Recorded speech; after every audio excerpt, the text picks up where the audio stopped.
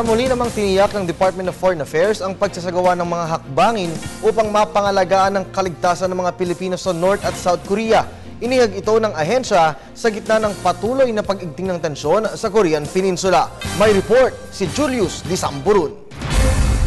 Kasabay ang nagaganap na problema sa pagitan ng North and South Korea, nagpalabas ang Department of Foreign Affairs ng pahayag na hindi nila pababayaan ng mga aapektuhan ng nasabing sigalot.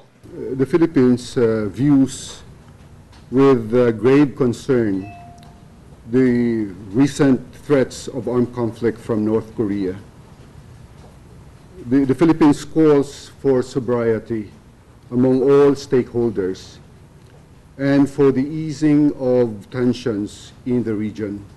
Dito'y inilahad nila na anuman na maging resulta ng naganap na tensyon sa pagitan ng dalawang bansa ay may nakahandang plano ang ating pamahalaan para tulungan ang mga OFW. Samantala, patuloy na minomonitor ngayon ang natukoy na umano'y movement sa medium-range missile ng North Korea.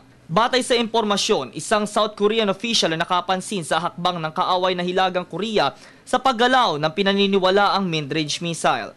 Ayon naman sa Yonhap News Agency ng South Korea, kayang maabot ng nabanggit na uri ng missile ang target ng South Korea at Japan. Philippines in Seoul has been formulated and even before this conflict and years back, and this is being refined depending on the new realities on the ground.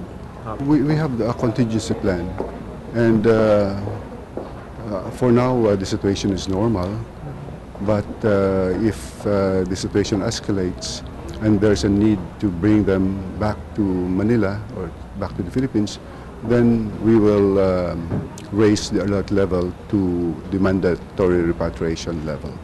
Giit naman ng mga employers na nananatiling normal at kalmado kasabay na hindi dapat ipangamba ang tensyon dahil walang masamang mangyayari sa kanilang mga empleyado. Nagbigay pahayag din si Senate Pro Tempore Jinggoy Estrada sa ginagawang hakbang ng ating bansa para tulungan ang ating mga kababayan. Our government has the responsibility to repatriate our countrymen in mga kababayan sa South Korea.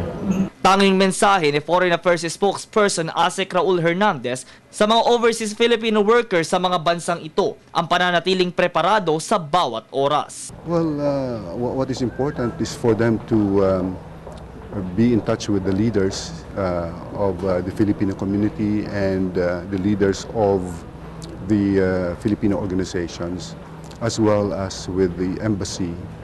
And also they have to watch television more often and listen to radio for announcements of possible emergency movements. Pinaalalahanan ng Department of Foreign Affairs ang ating mga kababayan sa South Korea na maging alerto anuman ang mangyari. Pero kanilang tiniyak na ang pamahalaan ay laging nandyan at nakahanda silang tulungan. Para sa Telebisyon ng Bayan, Julius Disamburun.